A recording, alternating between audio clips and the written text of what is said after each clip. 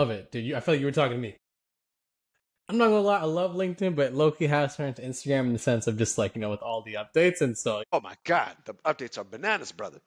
Dude, the it's worst crazy. are like the ones where it's like, I had a life event happen and here's how it tied to my role. Or like, I'm just like, I'm happy for you, but we really didn't need more of that. Yeah, like I got engaged this past weekend. Here's what it taught me about tech sales. Sir, my man, fellas, fellas, come on. Now you're just click farming, man. Now you're just thirsty for engagement. Like, what are you starving for engagement? What are you doing? What are you Right, what are you right. doing?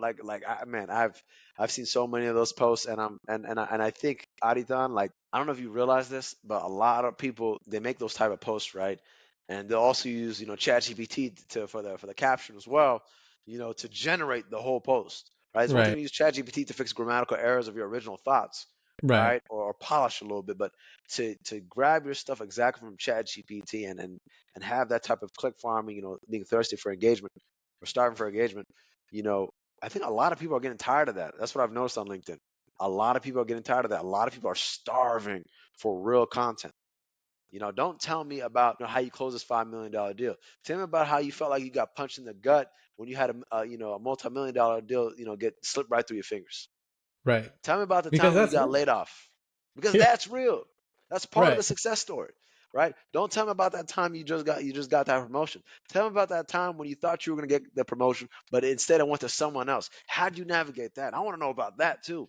Your successes, I want to hear them. I really want to hear your success. I love hearing successes, right? But I also want to know, okay, when things didn't go your way, how did that go, right? Those character building days, how do you navigate those days, right? Because we learn far more from our failures than our successes. Our successes will not teach us nearly as much as our failures. It's not even close. It's not even close.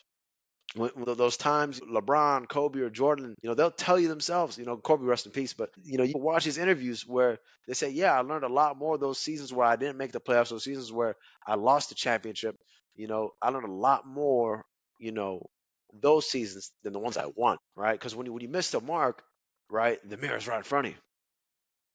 The mirror's right in front of you. You can't You hide didn't it. get the promotion. You didn't get the bonus you thought you were going to get, right? Someone else took credit for a big project that you did.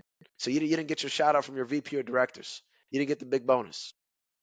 Or someone, you had this big deal going on for your business that you were about to sign, but it got slipped away from you for some legality reasons, right? For non-compete reason. I had a speaking contract that I had, in November, right? And I was looking to speak at this big event. Things were looking good. Event got canceled.